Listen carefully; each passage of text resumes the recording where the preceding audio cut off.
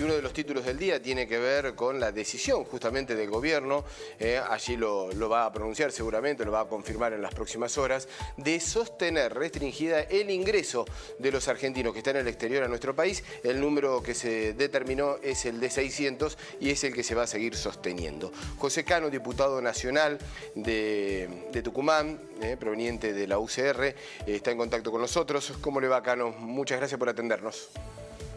¿Cómo están? Buen día. Gracias a ustedes. Bien, ¿cuál es la mirada que tienen sobre esta medida primero y de sostenerla ahora? A ver, me parece que todas las medidas que se tomen, que restrinjan derechos y que tienen que tener de alguna manera un sustento epidemiológico y sanitario que justifiquen cercenar derechos. La verdad que es absolutamente inadmisible a esta altura de la pandemia, con todo lo que, digamos, lo que el gobierno, lo que el mundo aprendió. Ya llevamos más de 15 meses desde el primer decreto. Es absolutamente inadmisible que se tomen medidas restrictivas que generan incertidumbre, que cercenan derechos, que lo hacen de manera intempestiva, sin ningún tipo de planificación. Yo le cursé como presidente de la Comisión de Transporte una nota al ministro de Transporte, al jefe de gabinete, porque la verdad que es inadmisible que no tengan diálogo con la Asociación Internacional de Aviación, de Aeronáutica, que vienen recurrentemente solicitándole al gobierno que sentarse en una mesa, analizar las medidas que se toman, la programación o la reprogramación de esos vuelos. Es absolutamente todo incertidumbre. Nosotros recibimos como diputados, en el caso como diputado de Tucumán, distintos mails, padres angustiados que tienen sus hijos en el exterior y que no pueden regresar al país. En algunos casos le dan fecha para dentro de 4 meses. Y no es no son las medidas que está tomando el mundo. La verdad que tomar medidas de estas características lo único que hacen es profundizar el alejamiento de la dirigencia política con la gente y te repito, digamos, cuando se cumplen los protocolos, cuando se cumplen con las medidas de las personas que ingresan, que vienen de afuera del país, me parece que hay lo que se busca evitar, que es la propagación de la, digamos, de la variante. La variante coronavirus, se lo puede evitar a través del cumplimiento de los protocolos. Y por otro lado, me parece que el mensaje que manda el gobierno a la gente es que cuando uno forma parte del poder político, el caso del ex ministro Ginés González García, puede entrar y salir del país cuando él quiera, y el resto de los mortales, los ciudadanos que por distintas situaciones están fuera del país, no pueden regresar. Así que la verdad que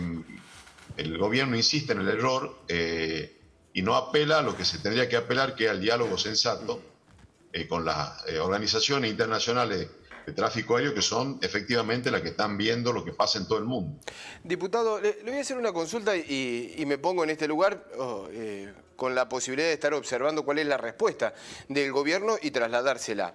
No es el único país que restringe el ingreso de sus compatriotas o de quienes habitan al país en este momento. Hay una lista de países que también están optando o tomando alguna medida similar. Y la otra es que finalmente los que regresan al país, según Migraciones, no hacen el aislamiento correspondiente. No sé si esto es un motivo como para justificar esta medida. Ahí le diría dos cosas. La primera, efectivamente, como usted plantea, hay otros países que tomaron medidas, sí, pero no son medidas intempestivas. Es lo mismo que ocurrió al comienzo de la pandemia. Y a mí me tocó, como tucumano, ya no hablar de las personas que estaban en el exterior, sino de las personas que estaban dentro del propio territorio nacional, en situación de calle, de vulnerabilidad, y estaban absolutamente imposibilitadas de poder regresar a su provincia. Entonces estas medidas se planifican, porque la pregunta que primero que puede surgir, ya no desde el rol que uno ocupa, ¿por qué 600 y no 500? ¿O por qué 600 y no 900? Bueno, por una capacidad de control. ¿Cuál es la diferencia? Dice el gobierno que es una capacidad de control.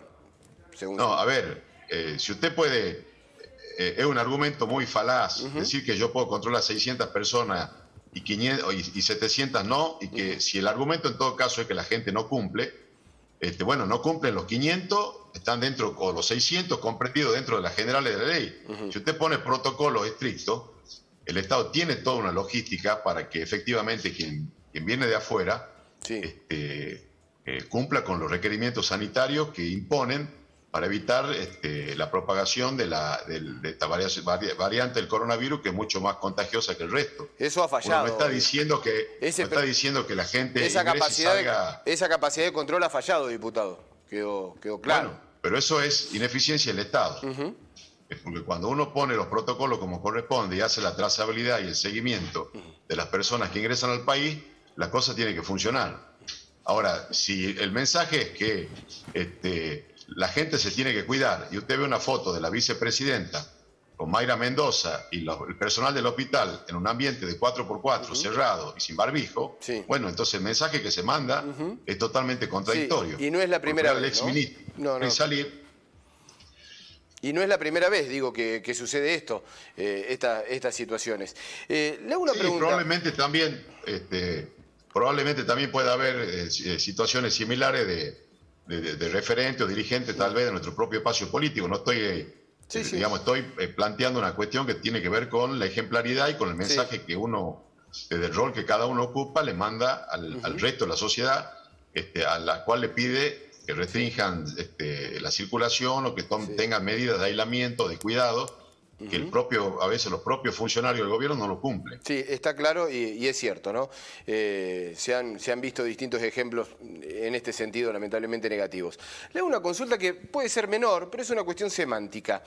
El tema de varados o turistas, ¿hay una diferenciación? Digo, por la cuestión de una empatía, de aquellos de salir de vacaciones al exterior en una pandemia, en donde, más allá que sea intempestiva la medida, se sabía que esto podía ocurrir de acuerdo a la situación epidemiológica que se vive en el país. Digo, cuando uno está pidiendo la llegada de los argentinos, está hablando de restricciones de derechos, ¿es lo mismo alguien que está varado, que salió por trabajo, por salud, que alguien que fue a pasear, que fue a hacer turismo? Yo le diría dos cosas. La primera, que obviamente, y esto me parece que vamos a coincidir todos, siempre se planteó que habría que, digamos, la necesidad de viajar o de salir, la decisión de salir finalmente habría que tomarla en caso de una necesidad total, o de una causa que se justifique, y eso, digamos, se planteó siempre. Ahora, mucha gente viajó para vacunarse. Mucha otra gente, como usted decía, viajó por una cuestión de turismo porque se habilitaron los vuelos internacionales, y uno también tiene derecho a decir, bueno, yo me quiero ir a Estados Unidos, donde sea. Lo que yo digo, la medida intempestiva es que las cosas se planifican. Si usted una semana antes plantea, a partir de tal fecha, vamos a tratar de suspender los vuelos, vamos a reprogramar los vuelos y vamos a ir dándole previsibilidad. Bueno, es un escenario. Ahora, si de la noche a la mañana se toman medidas y son 600 y no 700, y al que está, yo tengo dos casos de hermanos de Tucumán que estaban por situación, digamos, trabajando y que necesitan regresar y realmente tenían los pasajes, perdieron los pasajes. Y digamos, lo previsible o la posibilidad que se le da de que vuelvan está dada para dentro de 4 meses. Entonces también hay funcionarios que aplicar el sentido común, porque uno también, en la línea de lo que usted me plantea, por ahí sería bueno que el gobierno diga, bueno, vamos a ver los casos de vulnerabilidad, los casos de gente que por cuestiones laborales o por cuestiones de salud tuvo que viajar, y ir fijando prioridades, ir planificando y tomando medidas que tengan sustento efectivamente los sanitarios, porque hoy hay mucha experiencia siempre nosotros estamos analizando las cosas con el diario El Día Lunes, porque Europa se adelanta a los eventos que después ocurren en esta zona del planeta. Entonces eso también nos da, o nos debería dar, la posibilidad de tomar medidas que morigeren los efectos de esta segunda ola o de la tercera ola que probablemente venga. Diputado, lo saco un ratito de la pandemia, nos metemos a nuestro país. Es una señal la de Telediario y Televisión, aquí en este programa en Telediario Federal, que recorremos el país con distinta información y en este caso en el transporte. Y vemos, desde hace un tiempo esta parte, es largo la historia, pero que el transporte del interior del país tiene una crisis realmente muy profunda, hoy por hoy tal vez acentuada con la pandemia. Vemos paros en distintas ciudades importantes, Paraná, lo de Jujuy, bueno, lo de Córdoba, lo de Rosario. ¿Será posible un esquema de transporte mucho más equitativo con respecto al AMBA y las provincias? Debería serlo y la verdad que en esto también salgamos del rol, digamos, si uno es oficialista o opositor o de la denominada grieta, porque es un tema recurrente que no se resuelve y que se profundiza. Yo di en la sesión pasada algunos números. El año pasado, fíjese, en la línea de lo que usted plantea, el AMBA recibió 116.000 millones de pesos y el resto de las provincias de la Argentina 16.000 millones de pesos. Si uno tomaría la distribución de los subsidios por el personal, por el recurso humano que ocupa el sistema de transporte en el resto del país, las transferencias deberían haber estado en el orden de los 72.000 millones. Y si toma el parque automotor, es decir, la cantidad de unidades que hay en el resto del país del transporte urbano, el subsidio tendría que haber rondado, siempre tomando como parámetro lo que se le distribuye al AMBA, 79.000 millones.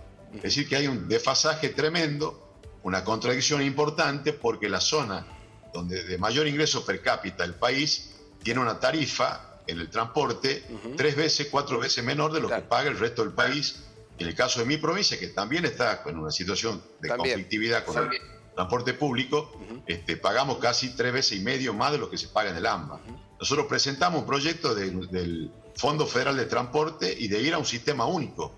No estamos diciendo que le quiten fondo al AMBA, pero sí que tengamos un sistema a través de la SUBE, con los mismos controles, con la misma calidad del servicio y fundamentalmente con la misma tarifa que impacta en el laburante. Porque el que usa el transporte público es la gente que sale todos los días a trabajar y tiene un impacto importante en su economía familiar, el costo del boleto y, como usted dice, con situaciones de conflictividad creciente. Y además con un subsidio, ¿no?, que es nacional, que no alcanza, y por eso el usuario tiene que abonar, o los habitantes, un subsidio provincial y un subsidio municipal también.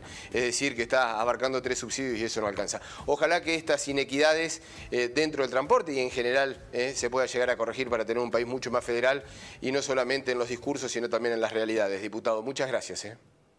Al contrario, gracias a ustedes. Un fuerte abrazo.